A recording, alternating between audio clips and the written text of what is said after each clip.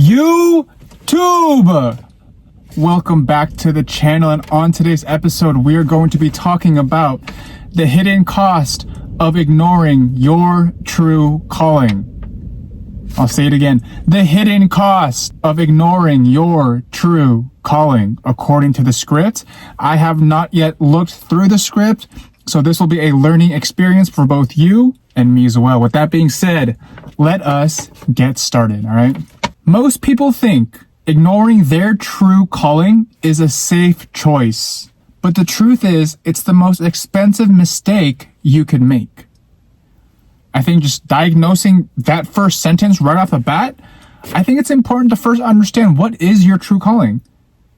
For everyone, it's different, but I think you have to have the awareness that your life has to either be directed by you or else the world is going to direct your life. And when I say direction or direct, what I mean is you need to be directed by your true calling, your purpose.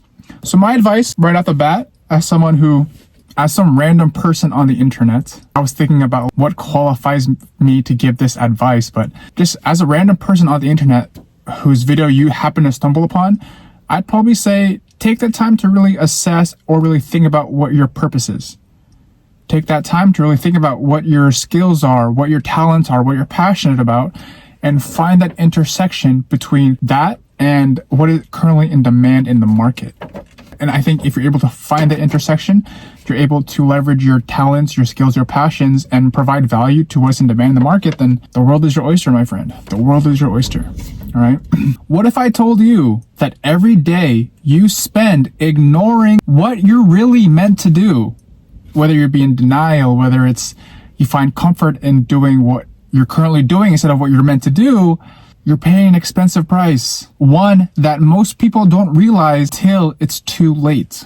And this is valid. I've seen a ton of videos, especially on social media, where they would ask old people in their 90s, 80s, 100s, I assume. And they would ask them, what is your biggest regret in life? Sometimes they would say, I wish I started that business earlier. I wish I took more chances, took more risks on myself. And I listen to wealthy entrepreneurs, let's say they're in their 40s, their 50s, and they say, always bet on yourself. So that whole idea of comfort, maybe it's taken you thus far, but I think if you want to get to that next level, you really have to take that bet on yourself, take that chance, take that risk. Of course, by being risk averse, while being risk averse. If you've ever felt stuck, unfulfilled, or you're meant to do something, you're meant for something more, you're not alone. Facts. You're going to have this inclination that what you're doing, yes, is helping you survive, but you are looking for that out where you're able to really explode, work on your passion, and do something that really is meaningful to you rather than just feeling like a cog in the wheel, rather than just feeling you're wasting your life for a paycheck. Because we all need to work, we all need to make money, but if you're able to do so in a way that leverages your passion, skills, and talent, rather than something that just you have to do, and it takes the dread, and it takes the passion, takes the soul out of you, then take that time. Forget what your passion is. By the end of this video, you're going to see why ignoring your true calling is quietly costing you everything, and what you can do to finally change that. I'm excited. Like I said, I have not read this script, so I'm excited and intrigued to see what this script says. Let's get started. Point number 1, the silent cost that's draining your potential. Most people think that staying in their comfort zone is safe. But here's the problem. Comfort isn't free. It comes at the cost of lost potential. Facts. I think from a personal perspective, I think once you have your survival needs met, especially in terms of a paycheck, or you have all of the dopamine, the cheap dopamine that's given to you, I think the likelihood of you striving for more will reduce. And I think that's just very common, right? I think if you have a very well-paying salary, I don't think you're going to necessarily choose a path that's more fueled towards your passion because you're already well compensated. And I think if you're able to muster up just like sacrificing years of your life for that paycheck instead of following what you're truly passionate about, and then eventually, once you reach a certain point, you can finally pursue what you're passionate about, then it also makes sense too. So there are different strategies to this. I'm coming to realize there is no one rule fits all. So I'm excited to see what the script has to say, right? There was a study. Oh, wow. Apparently this script is quoting a study now. So there was a study that found the biggest regret people have isn't what they did, it's what they never pursued. So I'm not sure how valid this study is, but I could definitely see how this could be true, right? Like I said, I don't know how valid this study is, but they found that the biggest regret people have isn't what they did, it's what they never pursued. That's true. I think sometimes, because of course, I'm always going to say this, right? We all need to survive, and we all need to make money in order to survive. So I think once you have those survival needs met, it's very comforting to just continue to pursue that. And of course, you have to assess your risk. Are people relying on you? Do you have a family? Do you have financial obligations? I don't think people can just completely drop everything and pursue their passions simply because of an inclination. So assess where you are and take maybe small steps to get there instead of a drastic change. But I honestly believe in this as well. Sometimes you look back at your life and you wonder how things would have looked if you pursued what you were actually passionate about. But then again, it's that fine balance between, if you're already well compensated, then maybe you throw your passions out the window. And don't get me wrong, I'd probably do the same thing too. I would be lying if I said that if I got a certain amount of money and all my survival needs were taken care of, then I'd probably throw all my passions out the window too. So I'm not going to lie and say I'm 100% passion driven. But I think the money that you receive, maybe you can use as leverage to pursue what your purpose is. Speaking on the other spectrum of things, I think if your whole life is solely dictated on money, then maybe once you reach a certain point, what's more money going to give you? Once you reach survival metric or your survival amount needed to survive, then what else is more money going to give you? So the pursuit of more is always good. But I think if you're able to, once you have your survival needs met, try your best to maybe pursue what you're genuinely passionate about when that time comes for you. Everyone's timeline is different, so take what I say with a grain of salt, all right? Think about it. Every time you ignore that feeling inside telling you that there's more for you, you're trading your potential for temporary certainty. True, very true. And sometimes, for me personally, when I left my job that I considered well-paying, I definitely did so because I felt like there was more for me. And yes, I'm currently 28, unemployed, single, live at home. But the reason I made that jump was because I wanted to take that risk. I have, besides the immediate financial responsibilities, which I've covered through my savings, I don't really have a family or a significant other to consolidate, right, when it comes to making these decisions. And I see a long-term potential for me, and I want to use this time as advantage. Now I want to leverage the freedom and the financial opportunity that I see for myself. So everyone's different, right? So assess where you currently are and plan it out. So here's what you need to do. Start paying attention to the internal discomfort. It's not something to avoid. It's trying to tell you something important. Point 2, the mental and emotional weight of ignoring your purpose. You've probably been told to be grateful for what you have. Facts. I'm always grateful for what I have. Health, wealth, abundance. I may not be where I currently want to be in life, but I'm always blessed. I wake up each day grateful for the ability to live the life that I live, and I have the opportunity to chase my dreams. And health as well. Health is definitely number one. And while gratitude is powerful, it shouldn't be an excuse to settle. Facts. All right, valid. But here's what most people don't realize. Ignoring your true calling doesn't just make you feel stuck.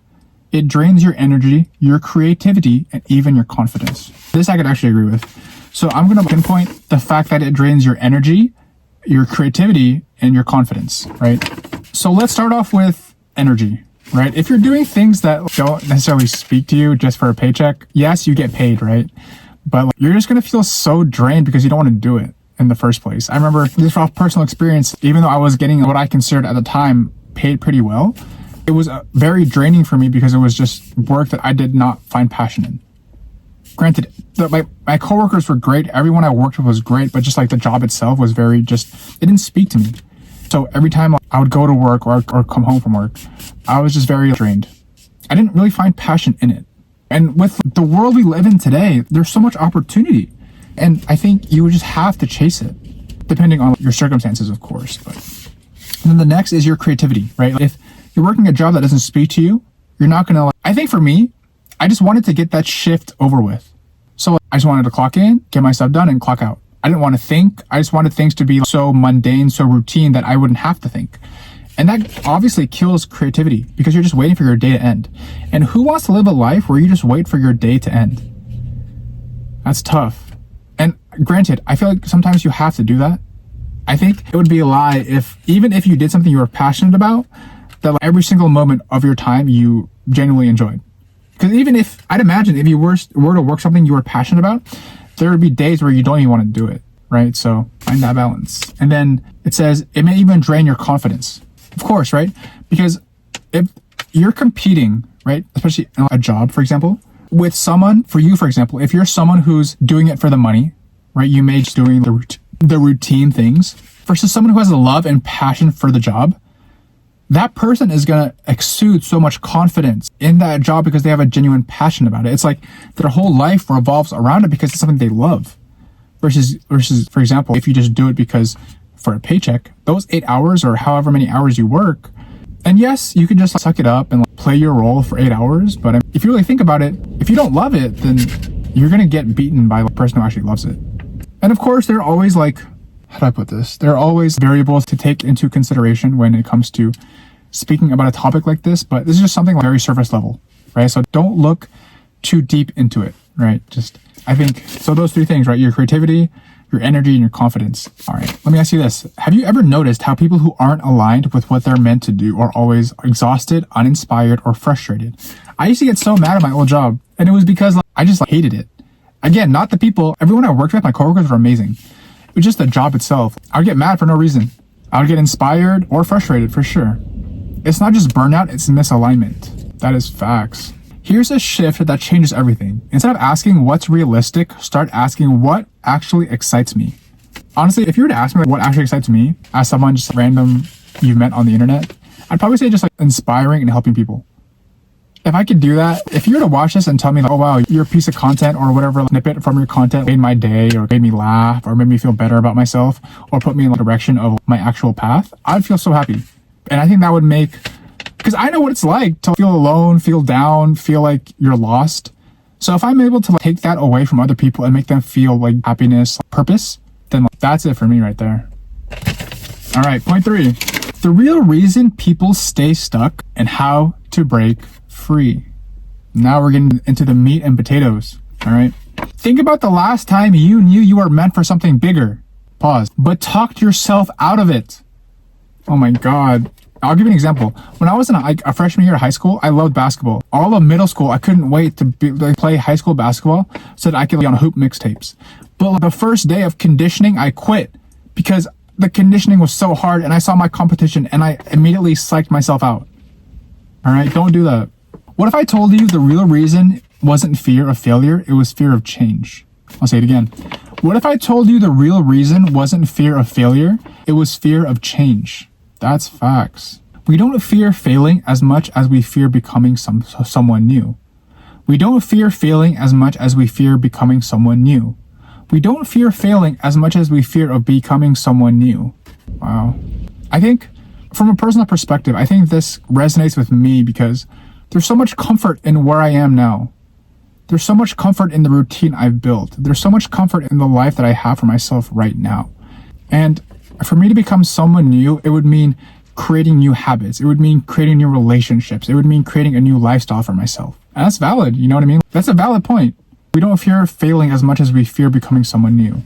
I think my biggest takeaway is if you're able to conceptualize this and able to accept this, if you're able to accept the fact that we don't fear failing as much as we fear becoming someone new, then you're going to be more confident in your willingness to do better. Because if you internalize the fact that by me moving forward in my life, I'm going to become someone new, and that you realize that you have to be evolving in order to make it in this world. Because if you are, simply the fact, if you were the same person you are yesterday, today, then you haven't grown, right? It could be just, what did you learn today? What did you learn yesterday that makes you become a better person today? So it could be as simple as that. Make that 1% change. And then eventually it compounds. You may not realize it in the moment, but you're becoming a new person, whether you realize it or not. All right. So once you see this, you can't unsee it. Most people assume that if they follow their true calling, they'll risk everything. But the real risk is staying the same. I'll be honest. I'm kind of going through a change in my life right now. And if everything goes well with this change, it could really set my projection of my life drastically forward. But I'm guessing it. I'm psyching myself out. I'm in my head telling myself why everything about that could go wrong. And sometimes I think the reason I do this to myself is because it's just me trying to stick to what's comfortable. It's just me trying to psych myself out. But I think I've learned so far, and I hope that you've picked up as well, is it's not that we have a fear of failure, it's the fear that we have that we become someone new.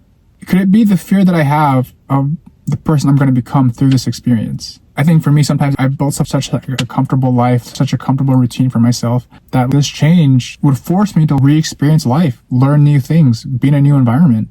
But this is what I need to grow. This is what I need to challenge myself.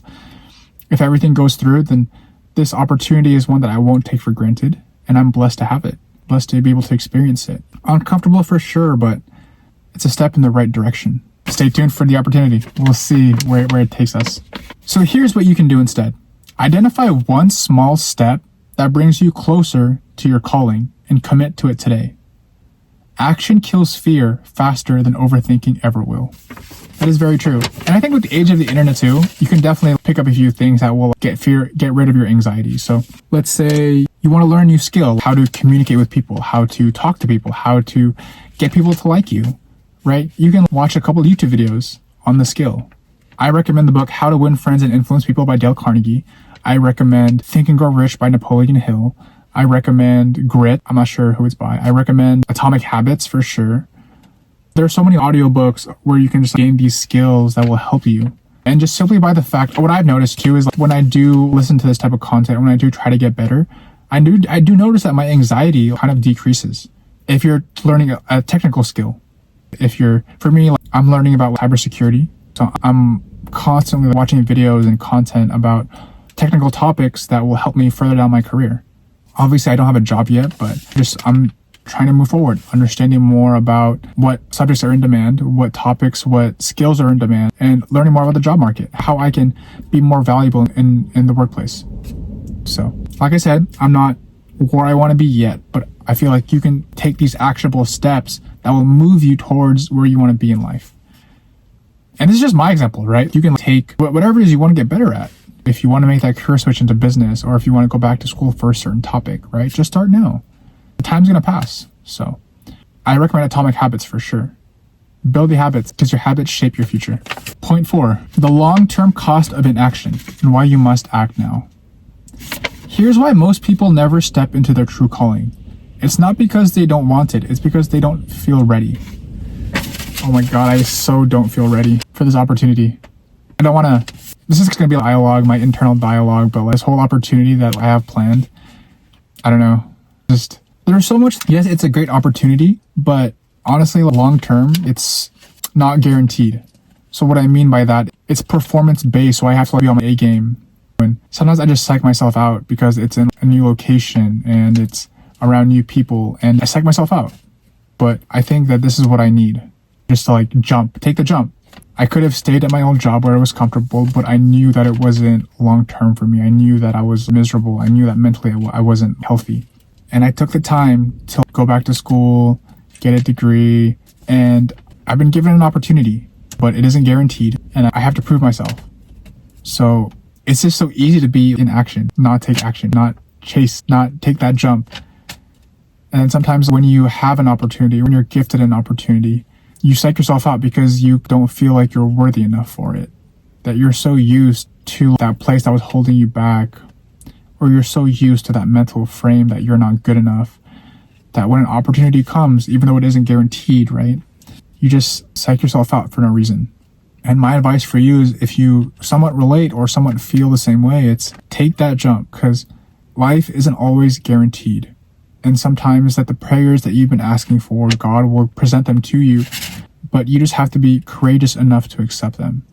You just have to understand God's plan and understand and be proud of the work that you put in order to get to where you are. But also understand that what got you here won't get you to where you want to be. So you have to be constantly growing. You have to be constantly expanding your knowledge, constantly improving yourself, constantly accepting the fact that you're going to change. And you have the option, you have the control to choose whether it's change for good or whether it's change for bad.